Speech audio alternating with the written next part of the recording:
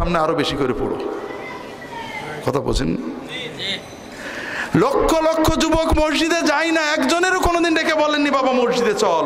আর ও মসজিদে গেছে, ফরজ পড়েছে, ওর পজিটিভ দিকটা আপনি না দেখে ওর নেগেটিভটা দেখলেন। ওকে তো বলা হয় মাশাআল্লাহ বাবা তোমার মতো ছেলে নামাজে আসে না, তুমি আল্লাহর কাছে দোয়া করো আল্লাহ তোমার বড় করুক, বাবা টুপিটা কিনে পড়ো আল্লাহ বেশি খুশি হবে, আজকে ক্রিকেট খেলা দেখছিল যাও আগামীতে সুন্নতটা পড়ো, বলতে পারতেন না?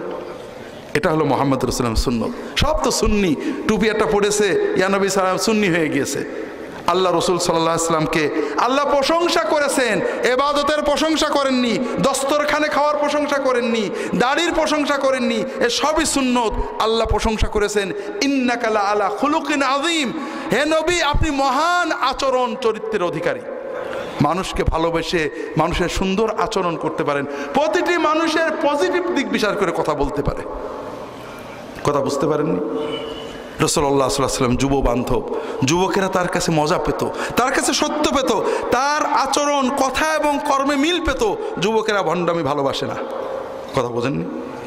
আপনি মুখের কথা অনেক বলেছেন, কামে নেই, যুবকদের ভিতরে খটকা লাগে, কারণ ওদের তো স্বার্থ চিন্তা নেই, ওরা সত্য চিন্তা করতে চায়। ওরা সত্য পেয়েছে মুহাম্মদ রাসূলুল্লাহ সাল্লাল্লাহু আলাইহি ওয়াসাল্লামের ভিতরে, কথা এবং কাজে শতভাগ মিল, কোনো ফাঁক নেই। যেটা বলছিলাম ভাইরা, আর এক শ্রেণীর মানুষ, সমাজের সাধারণ মানুষ, দেখলেন না একজন রঙের মিস্ত্রি টাকা দিয়ে গেল, এই ধরনের মানুষ রাসূলুল্লাহ সাল্লাল্লাহু আলাইহি ওয়াসাল্লামের সাহাবী হয়েছেন আগে। কেন? তাদের কোনো স্বার্থ চিন্তা নেই। খুব ভালো করে বুঝুন, আমি ঝিনাইদহ ক্যাডেট কলেজের পাশ দিয়ে বিশ্ববিদ্যালয়ে যাই গাড়িতে, ক্যাডেট কলেজের গেটে লেখা আছে সুশিক্ষিত মানুষই সুবিবেচক। কথা বোঝেন? আমার মাঝে মাঝে মনে হয় আমাদের দেশে এই যে কোটি কোটি টাকা লুটপাট হয়, সুদ ঘুষ দুর্নীতি যায়, এরা কি সুশিক্ষিত না মূর্খ? কই সুবিবেচনা তো পাচ্ছি না। আমাদের দেশে এই যে 7 খুন করে 10 খুন করে, মানুষজন খুন করে, লক্ষ লক্ষ কোটি কোটি টাকার সম্পদ লুট করে, ভূমিদস্যুতা করে, এরা কি শিক্ষিত না মূর্খ? শিক্ষিত। কই সুবিবেচনা তো পাচ্ছি না। কথা বুঝতে পেরেছেন? সমাজের সম্পদশালী ক্ষমতাশালীরা সবচেয়ে বেশি অন্যায় করে। 2 লাখ টাকার জন্য মানুষ খুন করে, এরকম কোটিপতি আছে না নেই? আর রিক্সাওয়ালা 2 লাখ টাকা 3 লাখ টাকার ব্যাগ গাড়ির থেকে রিক্সার উপর থেকে নিয়ে খুঁজে খুঁজে মালিককে দিয়ে আসে, এরকম আছে না নেই? আল্লাহু আকবার। এর ব্যাংকে শত শত কোটি টাকা আছে, তারপরেও 2 লাখ টাকার জন্য ও মানুষ খুন করে। আর এর ব্যাংকে টাকা নেই, কিন্তু ওর অন্তরের লোভটাও এত নেই। তো এই লোভ মুক্ত সহজ সরল মানুষগুলো মুহাম্মদ রাসূলুল্লাহ সাল্লাল্লাহু আলাইহি ওয়াসাল্লামের দ্বীন গ্রহণ করছিল। তৃতীয় হলো সমাজের বোদ্ধা কিছু মানুষ, যারা সমাজের অন্যায়কে অন্যায় বুঝতেন, কিছু বলতে পারতেন না, বিকল্প বুঝতেন না, সৎ মানুষ। এরা মুহাম্মদ রাসূলুল্লাহ সাল্লাল্লাহু আলাইহি ওয়াসাল্লামের সাহাবী হয়ে গেলেন। আর বিরোধিতা করলো কারা? 2টো শ্রেণী। সম্পদশালী সমাজের রাজনৈতিক সামাজিক নেতৃবৃন্দ এবং পুরোহিত গুরু ঠাকুর। কথা বোঝেননি? এই 2 গ্রুপ রসুনের খোলার মতো এঁটে গেল। কারণটা কি? কারণ মুহাম্মদ রাসূলুল্লাহ সাল্লাল্লাহু আলাইহি ওয়াসাল্লাম যখন দাওয়াত দেন, তিনি মদ খেতে নিষেধ করছিলেন, ঠিক না? নিষেধ করছিলেন। মক্কায় তিনি বলছিলেন যে মদ হারাম। পরে তো পরে, তখন তো মুসলমানরা হয়ে গেছে। মক্কার মানুষরা কেন বিরোধিতা করলেন? মদ খেতে নিষেধ করছিলেন, বোরকা পড়তে বলছিলেন, নামাজও বলেননি, নামাজও বলেননি, রোজাও বলেননি, হজও বলেননি, যাকাতও বলেননি, মদ খেতে নিষেধ করেননি, বেপরদা চলতে নিষেধ করেননি, কিছুই করেননি। তাহলে বিরোধিতাটা করলো কেন? মুহাম্মদ রাসূলুল্লাহ সাল্লাল্লাহু আলাইহি ওয়াসাল্লাম কিছুই করেননি, শুধু একটা কথা বলছিলেন, লা ইলাহা ইল্লাল্লাহ, ঠিক না? আমরা জানি, আপনারা এখানে যারা আছেন আমার আলোচনা শুনেছেন, তারাও জানেন যে আরবের কাফেররা আল্লাহ মানত, ঠিক না? আল্লাহ যে এক, এটা তারা বিশ্বাস করত। এবং আল্লাহ যে একমাত্র খালেক, মালেক, সৃষ্টিকর্তা, সর্বশক্তিমান, এটাও বিশ্বাস করত। আমি এখন ওগুলো বিস্তারিত পড়ব না, আমার লেখা বইগুলো এখানে আছে। একেবারে 50% ডিসকাউন্টে মাহফিলের জন্য দেওয়া হবে, কারণ সবসময় আসা হয় না, আপনাদেরকে বেশি দামে কিনতে হয়। ইসলামী আকিদা এবং ইমাম আবু হানিফার লেখা আল ফিকহুল আকবার আমি অনুবাদ এবং ব্যাখ্যা করছি। এই দুটো বই পড়লে আপনারা বিস্তারিত কোরআনের আয়াত এবং হাদিস জানতে পারবেন, আমাদের ইমাম আবু হানিফার আকওয়াল জানতে পারবেন। সব মানত, পার্থক্য ছিল শুধু তারা শিরিক করত, আল্লাহর ইবাদত করত আল্লাহর রহমত পাওয়ার জন্য, আল্লাহর বরকত পাওয়ার জন্য, আল্লাহর নেক নজর পাওয়ার জন্য, ওসিলা হিসেবে, মধ্যস্থ হিসেবে তারা আল্লাহর প্রিয় বান্দা, ফেরেশতা, নবী, অলি, তাদেরও ইবাদত করত, তাদের ভক্তি করত, তাদের সেজদা করত। আল্লাহ রসুল সাল্লাল্লাহু আলাইহি ওয়াসাল্লাম বললেন, না, আল্লাহর নবী, অলি, ফেরেশতাদের মহব্বত করতে হবে, আর ডাকা ডাকি, চাওয়া পাওয়া, ইবাদত সবকিছু শুধু আল্লাহকে করতে হবে। আর এই কথার জন্য পুরোহিতরা শত্রু হয়ে গেল, সমাজপতিরা শত্রু হয়ে গেল। ভাইরা, বেশি লম্বা বলতে পারবো না। রাসূলুল্লাহ সাল্লাল্লাহু আলাইহি ওয়াসাল্লাম 3 বছর গোপনে দাওয়াত দিলেন, এরপরে 4 বছর প্রকাশ্যে দাওয়াত দিলেন। আরবের কাফেররা, নতুন যারা মুসলমান হলেন, তাদের উপরে জুলুম করতে লাগলো, ভয়ঙ্কর মানব খুন করতে লাগলো, জানেন না? কিন্তু মুহাম্মদ রাসূলুল্লাহ সাল্লাল্লাহু আলাইহি ওয়াসাল্লাম দাওয়াতকে ঠেকাতে পারল না। যুবকেরা দলে দলে আসছে, সাধারণ মানুষরা দলে দলে আসছে। তখন সিদ্ধান্ত নিল মুহাম্মদ সাল্লাল্লাহু আলাইহি ওয়াসাল্লামকে শেষ করতে হবে। কিন্তু মুহাম্মদ সাল্লাল্লাহু আলাইহি ওয়াসাল্লামের পিছনে তার চাচা আবু তালেবের নেতৃত্বে পুরো বনু হাশেম গোষ্ঠী, আরবীয় গোষ্ঠী প্রথা, যেমন আমাদের দলীয় প্রথা, আওয়ামী লীগ, বিএনপি। আওয়ামী লীগ লোক যত অন্যায় করুক বিচার করা যাবে না, বিচার করলে মিছিল। বিএনপির লোক যত অন্যায় করুক বিচার করা যাবে না, বিচার করলে মিছিল। আছে না নেই? মুক্তিযোদ্ধা যত অন্যায় করুক বিচার চলবে না, হলেই মিছিল। মৌলানা সাহেব যতই অন্যায় করুক বিচার করা যাবে, বিচার করলে হুজুরা মিছিল। তো ঠিক এই রকম গোষ্ঠী প্রথার ভিতরে ছিল মক্কার লোকেরা। বনু হাশেম, বনু আব্দুল মুত্তালিব মুসলমান হয়নি, 2-1 জন বাদে। কিন্তু তাদের কথা, আমাদের ছেলের গায়ে হাত দিলে আমরা শেষ রক্তবিন্দু পর্যন্ত লড়াই করব। কারণ তাদের প্রধান যিনি আবু তালেব, তিনি যেটা বলবেন সেটাই মানবে। যেমন আমরা এখন রাজনৈতিক দলে নেতা যেটা বলে সবাই সেটাই বলে, ঠিক না ভাই? ঠিক ঠিক ওই রকম। এই জাহেলি সমাজে, আমরাও জাহেলি সমাজেই থাকি।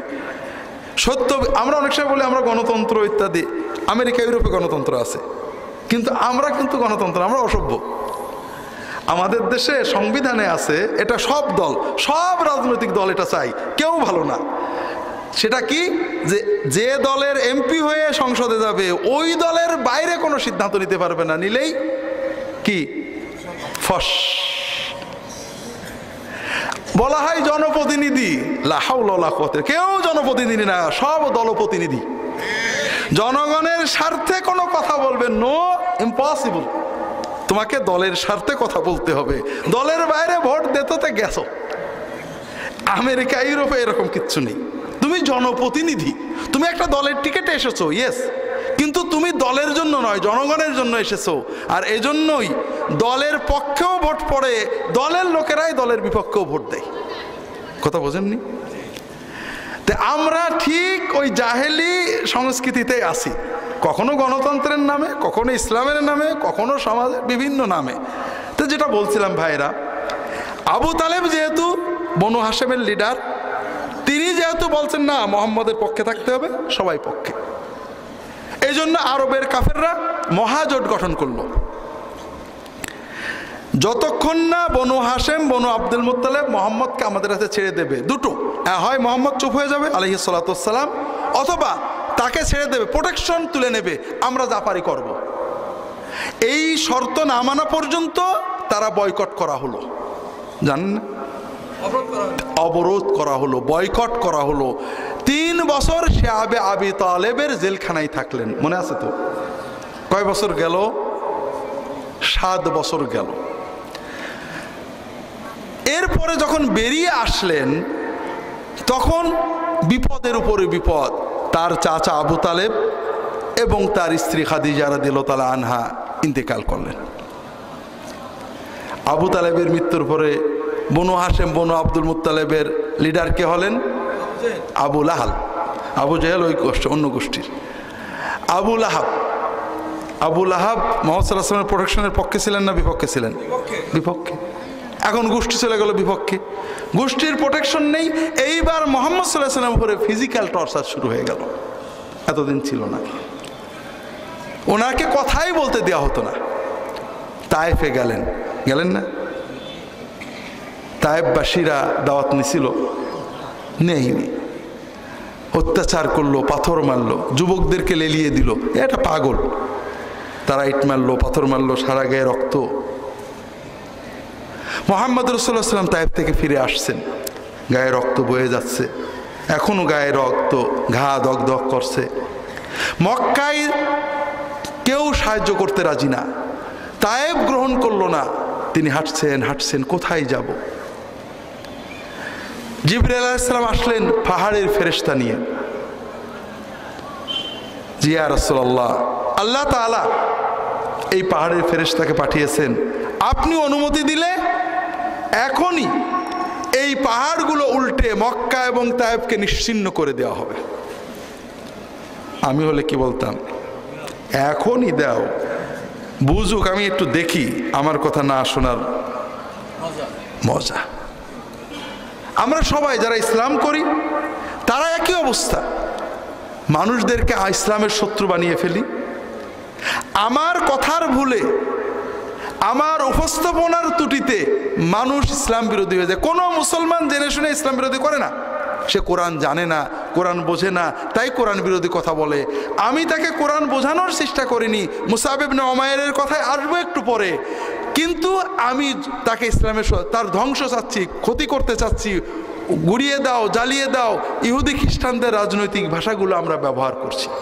কথাকে বুঝতে পেরেছেন? মুহাম্মদ রাসূলুল্লাহ কি বললেন? লা আরজু আইয়াখরুজা মিন আসলাবিহিম মান ইয়াবুদুল্লাহ ওয়াহদাহু। জিবরাইল, এই তায়েফ মক্কাকে ধ্বংস করে দিও না। এরা হয়তো আমাকে চেনেনি, এরা হয়তো চলে যাবে, এ প্রজন্মের কেউ মুসলমান হবে না, কিন্তু এদের সন্তানদের ভিতরে, এদের পরবর্তী কোনো প্রজন্মের ভিতরে একটা মানুষও যদি আল্লাহর ইবাদত করে শিরিক মুক্ত, এটাই আমার আশা, এটাই আমার পাওয়া। আমি এই আশাতেই থাকবো, দাওয়াত দিতে থাকবো, কিন্তু এদেরকে ধ্বংস করতে দেব না। কথা বুঝতে পারেন ভাইরা? আমরা কি পারি না এইরকম একটা উদার দৃষ্টিভঙ্গি? আমি দাওয়াত দেব, এরা মানেনি, কাল মানবে, পরশু মানবে, হয়তো এদের প্রজন্মের পরবর্তী প্রজন্মের কেউ না কেউ মানবে, হতে পারে না? এরকম আছে না নেই? কত নাস্তিক দিনের বড় দায়ী হয়েছে, হয়নি? কত দিন বিরোধী মানুষের আওলাদের আলেম হয়েছে, হয়নি? কাজে এত অস্থির কেন ভাইরা? আল্লাহর দিন আজকালের ভিতরে সব মানুষ নিয়ে নেবে। কতটুকু পরিশ্রম করেছেন আপনি? মিনায় বসে আছি, পাশে এক আলেম বসে আছেন, বলছেন যে ভাই আমি কোরআন শরীফ পড়ছি, বলছেন যে ভাই দেখেন এই কোরআনের এগুলো সব অচল হয়ে গেল, কোরআনের সমাজ গড়া আর হলো না। বললাম দেখেন, কোরআনের সমাজ যে আপনি চান, বাংলাদেশের কত পার্সেন্ট মানুষ কোরআন পড়তে পারে? খুব অল্প। তা আপনি কত পার্সেন্ট মানুষকে কোরআন শিখিয়েছেন? আগে কোরআন নিয়ে মানুষের কাছে যান, তাদেরকে কোরআন শেখান, কোরআন পড়ুক, কোরআন বুঝতে শিখুক, কোরআন বুঝে কোরআন পড়ে হৃদয় নড়ুক, আল্লাহর দিনকে বুঝুক, এরপরে না আল্লাহ কোরআনের সমাজ দেবেন। কোরআন কি এমন ফালতু কিতাব যে কেউ কোরআন পড়তে পারে না, কোরআনের অর্থ সাথে একজনে হাজারে একজন বোঝে না, আল্লাহ কোরআন দিয়ে দেবেন?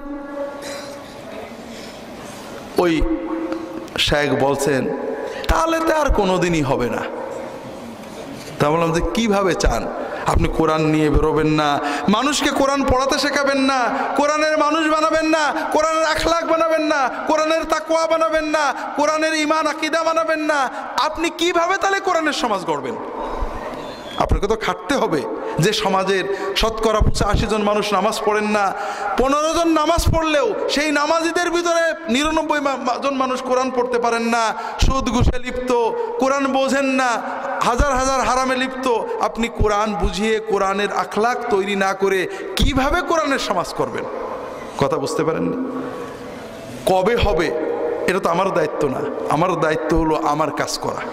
যেটা বলছিলাম ভাইয়েরা, মোহাম্মদ রাসূলুল্লাহ সাল্লাল্লাহু আলাইহি ওয়াসাল্লাম তায়েফ থেকে ফিরে আসলেন, তায়েফবাসীরা নিল না, মক্কালার দাওয়াত দিচ্ছে না, সম্পূর্ণ জগৎ তার বিরুদ্ধে চলে গিয়েছে।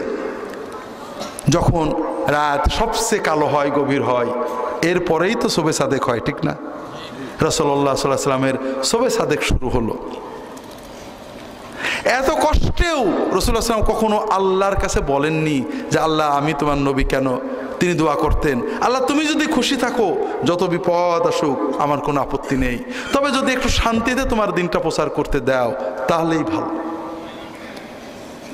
রাসূলুল্লাহ সাল্লাল্লাহু আলাইহি ওয়াসাল্লাম মেরাজে গেলেন, আসলেন ফিরে মদিনা থেকে, ইয়াসরিফ থেকে নবুয়তের 11 বছরে 11 বছর যেখান শুরু হলো, হজের সময় মদিনার 6 জন মানুষ রাসূলুল্লাহ সাল্লাল্লাহু আলাইহি ওয়াসাল্লাম হজের ভিতরে গোপনে তাদের ইসলামের দাওয়াত দিলেন, তারা মুসলমান হয়ে গেলেন। পরের বছরে ওই 6 জনের 5 জন, আরো 7 জন, 12 জন আসলেন। ওই 12 জন ইসলাম গ্রহণ করলেন। এই 12 জনের সাথে রাসূলুল্লাহ সাল্লাল্লাহু আলাইহি ওয়াসাল্লাম মুসআব ইবনে উমাইর নামে এক যুবককে পাঠালেন।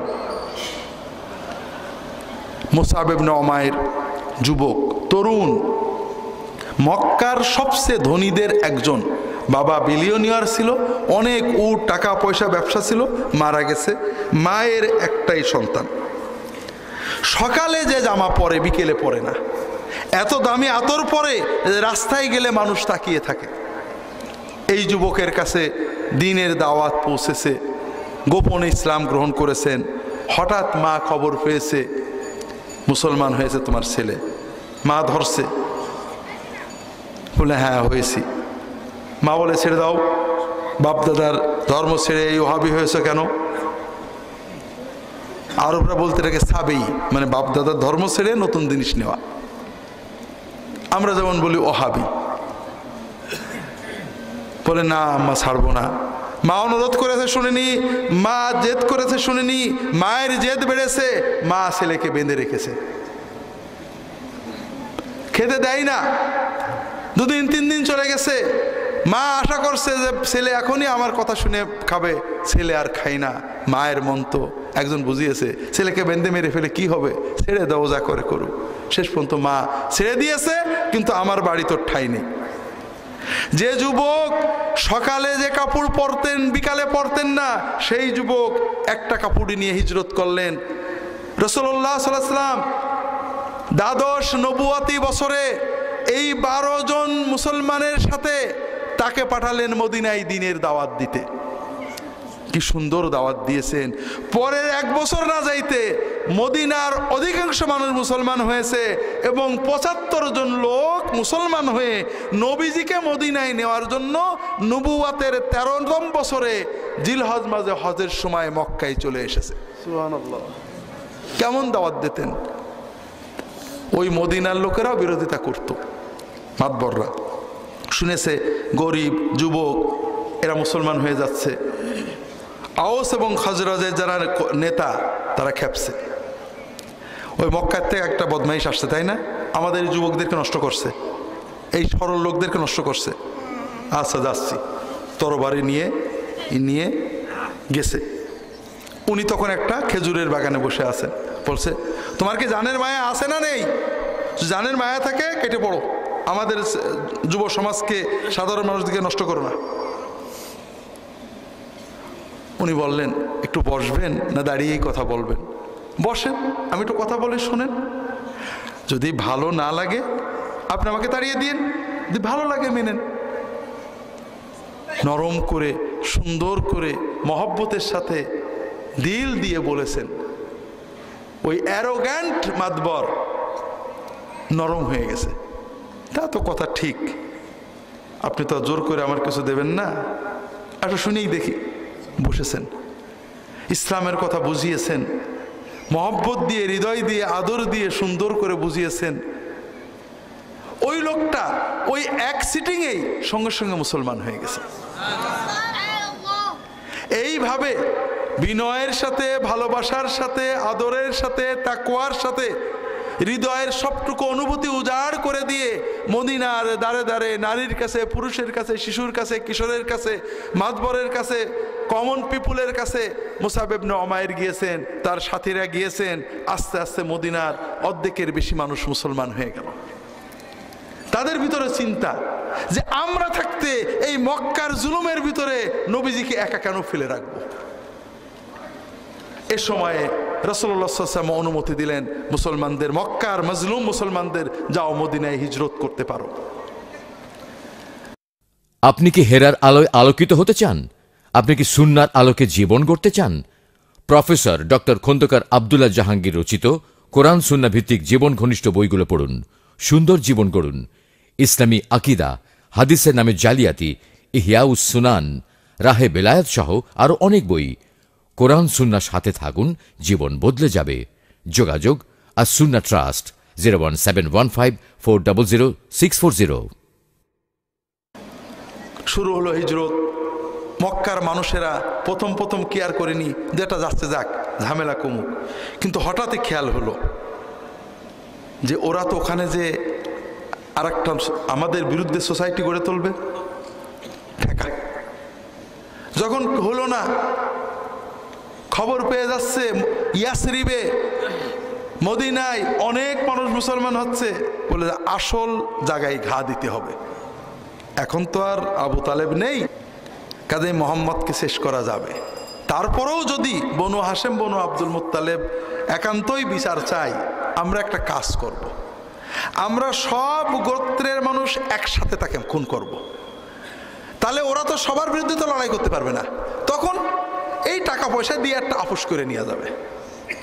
কথা বুঝতে পারেন? তারা সিদ্ধান্ত নিল। রাসূলুল্লাহ সাল্লাল্লাহু আলাইহি ওয়াসাল্লামকে আল্লাহ তাআলা ওহীর মাধ্যমে জানালেন, আপনাকে বেরোতে হবে। আবু বকর রাদিয়াল্লাহু তাআলা আনহুর সাথে তার কথা হয়েছিল, তিনি অপেক্ষা করছিলেন। রাতের গভীরে 27শে রজব, কয় তারিখ? কোন বছরে? নবুয়াতের 14তম বছর, যেটা হলো প্রথম হিজরি। সফর মাসের 27 তারিখে রাতের গভীরে মুহাম্মদ রাসূলুল্লাহ সাল্লাল্লাহু আলাইহি ওয়াসাল্লাম মদিনা, মক্কা থেকে কোন দিকে?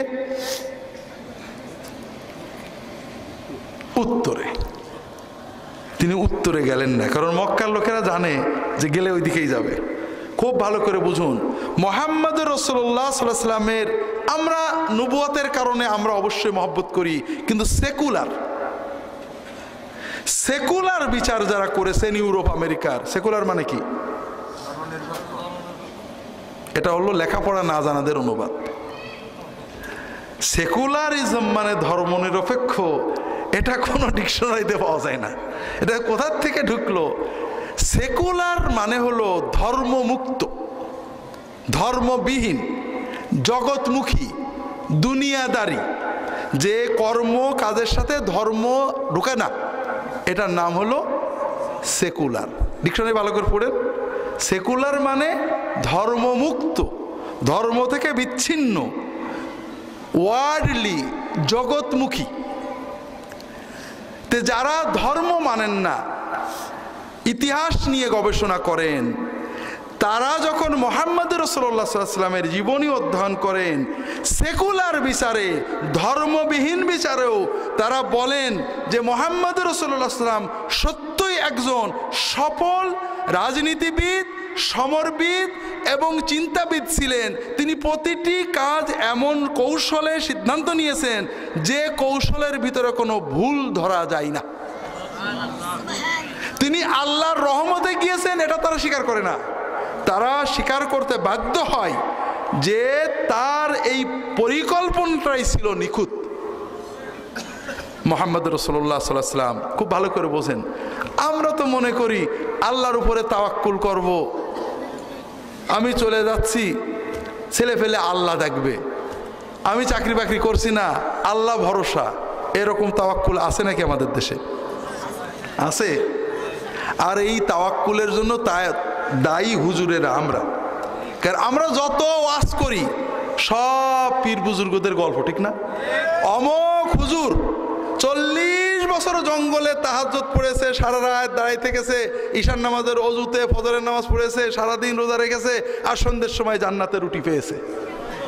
আর মুসলমানরা কি খুশি, সুবহানাল্লাহ। ভাই এটার নাম ইসলাম নাকি?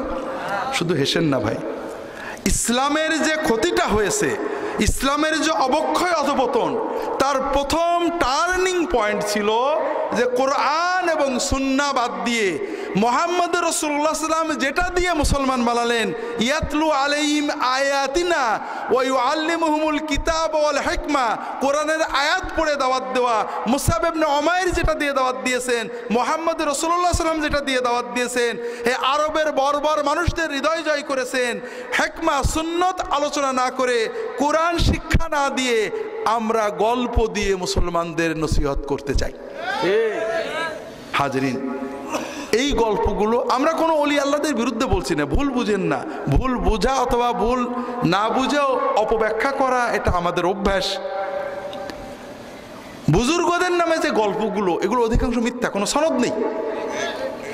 আর আল্লাহ কোরআনে মুহাম্মদ সাল্লাল্লাহু আলাইহি ওয়াসাল্লাম এবং সাহাবীদেরকে মডেল বানিয়েছেন, পরের বুজুর্গদের মডেল বানাননি। তারা আমাদের মহব্বতের পাত্র, অনুসরণের পাত্র না।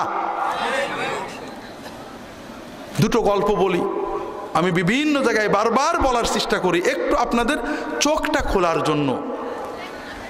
আশেকে রাসূলের মডেলকে ওয়াইস কারনী রহমতুল্লাহ আলাইহি, ঠিক না? তার গল্প শুনেছেন? তিনি কি করছিলেন? দাঁত ভেঙে ফেলছিলেন। উহুদের যুদ্ধে রাসূলুল্লাহ সাল্লাল্লাহু আলাইহি ওয়াসাল্লামের দাঁত ভেঙে যাওয়ার খবর পেয়ে উনি কোন দাঁত ভেঙেছে বুঝতে না পেরে একটা একটা করে সবগুলো দাঁত ভেঙে ফেলছিলেন, ঠিক না?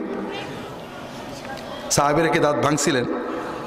তাহলে বড় আশেক ওয়াইস কারনী রহমতুল্লাহ আলাইহি, সাহাবীরা তো না। কি করে হলো? তারা তো দাঁত ভাঙেননি। খুব ভালো করে বোঝেন, ভালো করে বোঝেন। গল্প আজীবন শুনেছেন, গল্পের হাকিকত বোঝেন। আমার পীর ও মুর্শিদ ফিলিস্তিনে যুদ্ধ করতে গেছে দাজ্জাল বাহিনীর বিরুদ্ধে। খবর আসলো দাজ্জাল বাহিনীর গুলি লেগে আমার পীর ও মুর্শিদ শহীদ হয়ে গিয়েছেন। আমি তার আশেকে পাগল হয়ে নিজের পিস্তল নিজের বুকে দিয়ে গুলি নিয়ে আমিও শহীদ হয়ে গেলাম। আমার পীর যে জান্নাতে যাবেন, আমিও সেই জান্নাতে যাব, ঠিক না ভাই? হবে না? আমার কাছে খবর আসলো ইহুদিদের গুলি লেগে হুজুরের দাঁত ভেঙে গেছে, আমিও সঙ্গে সঙ্গে একটা হাতুড়ির বাড়ি দিয়ে নিজের দাঁত ভেঙে ফেললাম। ইহুদির গুলিতে, শত্রুর গুলিতে দাঁত ভেঙে আমার হুজুর যে পরিমাণ সওয়াব পেয়েছেন, নিজের হাতুড়ির বাড়িতে নিজের দাঁত ভেঙে আমিও সেই পরিমাণ সওয়াব পাবো, ঠিক না? কি পাবো? কিছুই না, নগদ গুনাহ পাবো। কি পাবো? নগদ গুনাহ। হারাম। যে কোনো মানুষের আশেকে, নবীর আশেকে, অলির আশেকে, যে কোনো দাবিতে যদি কেউ নিজের দাঁত নিজে ভাঙে, নিজের হাত নিজে কাটে, তাহলে সওয়াব হবে না গুনাহ হবে? যদি বেহাল হয়ে অচেতন হয়ে কিছু করে, সওয়াবও হবে না, গুনাহও হবে না। ওয়াইস করেনি, কখনোই এই অন্যায় কাজ করেননি। এটা বানোয়াট গল্প। আর এই বানোয়াট গল্প দিয়ে আমরা ইসলামের নামে কি শেখাচ্ছি? ইসলাম কি দাঁত ভাঙার মডেল নাকি? সাহাবীরা কি নবীজির দাঁত ভাঙে শুনে প্রত্যেকে বসে দাঁত ভাঙছে নাকি? না, এর নাম ইসলাম নয়। সাহাবীরা কি করেছেন? মদিনায় একজন অসুস্থ সাহাবী শুয়ে আছেন, খবর এসেছে মুহাম্মদ সাল্লাল্লাহু আলাইহি ওয়াসাল্লাম শহীদ হয়ে গিয়েছেন, নিজের তরবারিটা বের করে নিয়েছেন, নিয়ে নিজের বুকে মেরে নিয়েছেন নাকি? না, তরবারি নিয়ে ছুটেছেন। যে কাফেরেরা আমার নবীকে শহীদ করেছে, ওই কাফেরদের বিরুদ্ধে শেষ রক্তবিন্দু পর্যন্ত লড়তে লড়তে মরবো, তিনি লড়াই করতে করতে শহীদ হয়ে গিয়েছেন। এর নাম হলো আশেকে রাসূল। রাসূলুল্লাহ সাল্লাল্লাহু আলাইহি ওয়াসাল্লাম দাঁত ভেঙেছে, সাহাবীরা দেখেছেন, প্রত্যেকে হাতুড়ি নিজের দাঁত ভাঙছেন নাকি? না, প্রাচীর হয়ে দাঁড়িয়ে গেছেন নবীজির চারপাশে। শত শত বৃষ্টির মতো তীর আসছে নবীজিকে হত্যা করার জন্য। দাঁড়িয়ে তারা পাঁচিল দিয়ে নিজের দেহকে ঢাল বানিয়েছেন, মানব ঢাল, হিউম্যান শিল্ড। নিজের দেহে শত শত তীর লাগিয়েছেন, রাসূলুল্লাহ সাল্লাল্লাহু আলাইহি ওয়াসাল্লামকে রক্ষা করেছেন। এইটা হলো আশেকে রাসূল। কথা বোঝেননি? যে গল্প আমরা শোনাই, এটা কি অনুকরণীয় না? ঘরে বসে নিজের দাঁত ভাঙা যায় নাকি? এটা কি ইসলামের কোনো নির্দেশিত রিকমেন্ডেড কাজ? না। তাহলে এই গল্প আমাদের ইসলাম বিরোধী চেতনা তৈরি করছে, আমাদেরকে চমৎকৃত করে, সুবহানাল্লাহ বলতে পারি, কিন্তু এটা কোনো মডেল না, এটা বানোয়াট কথা। আল্লাহর অলি হওয়ার মডেল ইব্রাহিম ইবনে আদহাম, জানেন না? তিনি আল্লাহর অলি হওয়ার জন্য সাধনা করতেন। তিনি রাজা ছিলেন, রাজপ্রাসাদে বসেই আল্লাহর জিকির, ওজিফা, রিয়াদত, মোরাকাবা করতেন। একদিন প্রাসাদে শুয়ে আছেন, ছাদের উপরে খটখট করে, এই ছাদেকে, ছাদের থেকে নাকি আওয়াজ আসলো, আমি খিজির। তো হুজুর আপনি কি করেন? আমি উট খুঁজি। সে কি কথা, ছাদের উপরে কি উট পাওয়া যায়? আপনি কি পাগল হলেন? তো তুমি কি পাগল নাকি? রাজবাড়িতে শুয়ে কি আল্লাহ পাওয়া যায় নাকি? উনি তো চিন্তা করলেন তাই, রাজবাড়িতে শুয়ে আল্লাহ পাওয়া যাবে না। উনি রাজত্ব ছেড়ে জঙ্গলে যে আল্লাহর অলি হয়ে গেলেন। চলতি হিসাবে ব্যাংকে টাকা রাখা হলে তা অনিচ্ছা সত্ত্বেও কিছু অতিরিক্ত টাকা মূল টাকার সাথে যোগ হয়ে যায়। করণীয় কি? অতিরিক্ত যে টাকাটা যুক্ত হয় আপনার সুদী ব্যাংকে, সেই টাকা আপনি সওয়াবের নিয়ত করা ছাড়া কোনো গরিব মানুষদেরকে দান করে দিবেন। আর সাধারণত চেষ্টা করবেন ইসলামী ব্যাংকিংয়ের সাথে যুক্ত থাকার। ইসলামী ব্যাংকিংয়ের সাথে যুক্ত থেকেও যে অতিরিক্ত টাকা পান সেটাও নিজে ভোগ না করাটাই হলো নিরাপদ। সেটা কোনো গরিব মানুষকে সওয়াবের নিয়ত করা ছাড়া দান করে দিবেন, ইনশাআল্লাহ আপনি দায়মুক্ত হবেন। সফরে বের হলে সফর পরিমাণ দূরত্ব অতিক্রম করলে কসর পড়তে হবে, নাকি বাসা থেকে বের হওয়ার পর থেকেই কসর করা যাবে? সফরে বের হলে আপনি সফরের পরিমাণ দূরত্ব অতিক্রম করার পর কসর প্রযোজ্য হবে, বাট এরকম না। বরং আপনার নিজের বাসা শুধু নয়, বাসার পাশাপাশি আপনার নিজের যে মহল্লার এরিয়া আছে, আপনার একটা মহল্লার একটা এলাকার নাগরিক যে সুবিধা সাধারণত থাকে, এই পুরো সুবিধা সম্বলিত যে এলাকা আছে, ধরুন আপনি কোনো উপজেলায় থাকেন, উপজেলা পরিষদ পার হলেন, আপনি কোনো সিটি কর্পোরেশন এরিয়া থাকেন, সেটা এরিয়া পার হলেন, তো আপনি কোনো ইউনিয়নে থাকেন, সেই ইউনিয়ন পার হয়ে গেলেন। তো এরকম নিজস্ব যে এরিয়া আছে, এই এরিয়া যখন আমরা ক্রস করে চলে যাব, তখন আমাদের কসরের এই সুবিধা বা সফরের বিভিন্ন বিধিবিধান আমাদের জন্য প্রযোজ্য হবে এবং সবগুলো আমাদের জন্য তখন কার্যকর হবে।